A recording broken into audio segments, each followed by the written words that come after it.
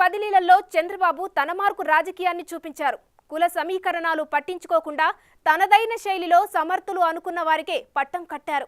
గత ప్రభుత్వంలో ఓ సామాజిక వర్గాన్ని టార్గెట్ చేయగా చంద్రబాబు మాత్రం అన్ని సామాజిక వర్గాలకు ప్రాతినిధ్యం కల్పిస్తూ సీమలో నిజాయితీ గల అధికారులకు పోస్టింగ్ ఇచ్చారు. గత ప్రభుత్వంలో సీమలో పనిచేసి రూల్స్ అతిక్రమించకుండా నిబద్ధతతో పనిచేసిన అధికారులకు కీలక పోస్టింగ్స్ ఇచ్చి అందరితో రియల్ అడ్మినిస్ట్రేటర్ అనిపించుకుంటున్నారు.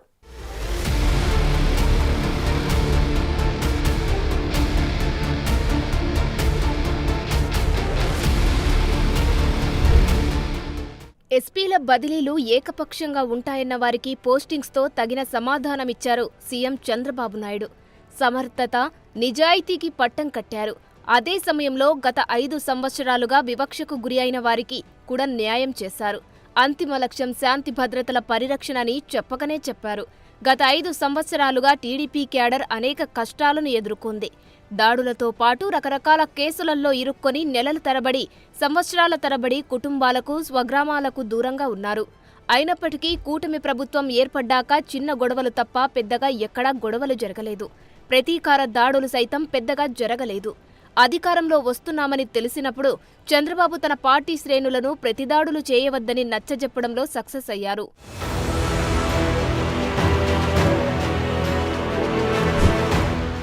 ఆ క్రమంలో నెల రోజుల పాటు ఎస్పీల బదిలీలు జరగకపోవడంతో చాలా చోట్ల చంద్రబాబు మారలేదు, పాత చంద్రబాబే అనుకున్నారు.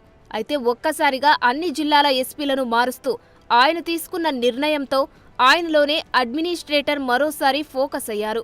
ముఖ్యంగా సీమ జిల్లాలకు సంబంధించి తిరుపతి లాంటి కీలక స్థానంలో తెలంగాణ నుంచి వచ్చిన సుబ్బరాయుడికి అవకాశం కల్పించారు. చంద్రబాబుకు పర్సనల్ సెక్యూరిటీ ఆఫీసర్గా సుబ్బరాయుడు 2014 నుంచి 2019 వరకు పనిచేశారు. తర్వాత సుబ్బరాయుడు తెలంగాణకు వెళ్లారు. సామాన్య మధ్యతరగతి కుటుంబానికి చెందిన సుబ్బరాయుడికి సమర్థవంతమైన నిజాయితీ కలిగిన అధికారిగా పేరు ఉంది. దీంతో పాటు ఎప్పుడు వివాదాల జోలికి పోలేదు. నిరంతరం స్వంత గ్రామానికి ఏదో చేయాలనే తపన ఉన్న సుబ్బరాయుడు గతంలో చంద్రబాబు వద్ద పనిచేసినప్పుడు తన గ్రామానికి హంద్రీనీవా నీరు తెచ్చి నీటి సమస్య తీర్చారు. సొంత ఊరిని మర్చిపోని సుబ్బరాయుడుపై చంద్రబాబు విశ్వాసం చూపించారు. ఆయనకు అదనంగా రెడ్ శాండిల్ టాస్క్ ఫోర్స్ బాధ్యతలు అప్పగించారు. మరోవైపు చిత్తూరు జిల్లా ఎస్పీగా ఎన్నికల కమిషన్ బదిలీ చేసిన వివిఎన్ మణికంఠ చందోలుకు పోస్టింగ్ ఇచ్చారు.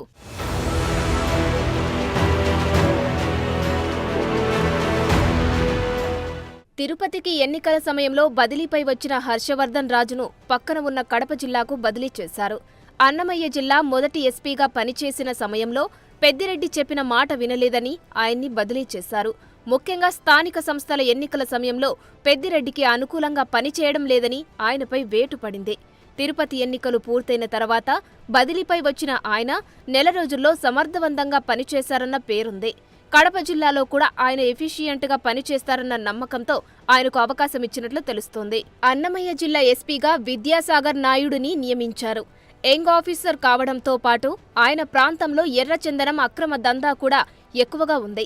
అందువల్లనే కీలక పోస్టు ఆయనకు కేటాయించారు. చంద్రబాబు మీద అంగళ్లలో రాళ్ల దాడి జరిగిన సమయంలో అక్కడ గంగాధర్ అనే ఎస్పీ ఉన్నారు. అప్పట్లో ఆయన చంద్రబాబుతో పాటు టీడీపీ నాయకులపై కేసులు పెట్టడాన్ని గంగాధర్ వ్యతిరేకించడంతో ఆయనను వెంటనే బదిలీ చేశారు. గంగాధర్కు ప్రస్తుతం కృష్ణా ఎస్పీగా పోస్టింగ్ ఇచ్చారు.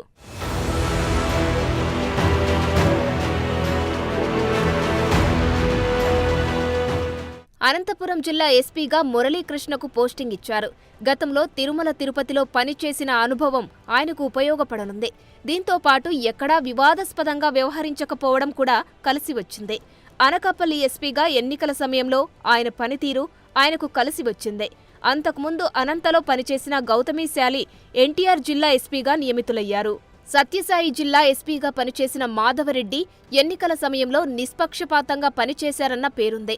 ముఖ్యంగా హిందూపురం, పెనుకొండ, ధర్మవరం, రాప్తాడు నియోజకవర్గాల్లాంటి సమస్యాత్మక ప్రాంతాలలో ఎలాంటి గొడవలు లేకుండా చూశారు. గ్రామాలలో అందరూ ఓటు హక్కు వినియోగించుకునేలా చర్యలు తీసుకున్నారు. దాంతో ఆయన్ని నందమూరి బాలకృష్ణ ప్రత్యేకంగా అభినందించారు కూడా. ఆయన్నిప్పుడు పార్వతీపురం, మన్యం జిల్లా ఎస్పీగా బదిలీ చేశారు. ఆయన స్థానంలో సత్యసాయి జిల్లా ఎస్పీగా మహిళా ఐఏఎస్ అధికారి వి రత్నాకు అవకాశం కల్పించారు.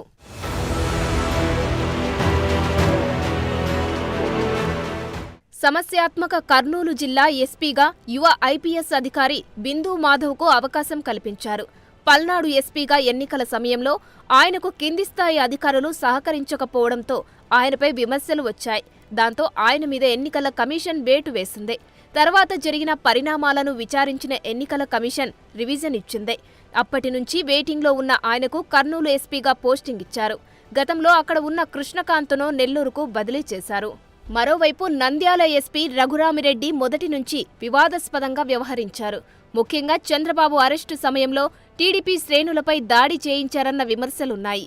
దీంతో పాటు పీఎం మొదటి ఎన్నికల ప్రచార సభ సందర్భంగా నిర్లక్ష్యంగా వ్యవహరించడంతో పాటు అల్లు అర్జున్ నంద్యాల పర్యటన సమయంలో ఎన్నికల నిబంధనలు ఉల్లంఘించడం లాంటి చర్యలతో ఆయనపై విపరీతమైన నెగిటివ్ వచ్చింది. ఆయన్నిప్పుడు డీజీపీ వద్ద రిపోర్టు చేయమని ఆదేశించారు. మరోవైపు నంద్యాలలో అదిరాజా సింగ్కు అవకాశం కల్పించారు. మరోవైపు టీటీడీలో సీవీఎస్ఓగా పనిచేసిన నరసింహ కిషోర్కు తూర్పుగోదావరి జిల్లా ఎస్పీగా నియమించారు. అప్పటి టీటీడీ జేఈఓ ధర్మారెడ్డికి నమ్మిన బంటుగా పనిచేసిన నరసింహ కిషోర్కు అలాంటి పోస్టింగ్ ఇవ్వడం వెనుక బలమైన కారణం ఉంటుందని అంటున్నారు. అయితే తిరుమలలో నరసింహ వైఖరిని చూసిన వారిలో మాత్రం అది చర్చనీయాంశంగా మారింది. మొత్తం మీద సీమలో ఎస్పీల బదిలీల్లో చంద్రబాబు మార్కు కనిపించిందన్న అభిప్రాయం వ్యక్తమవుతోంది.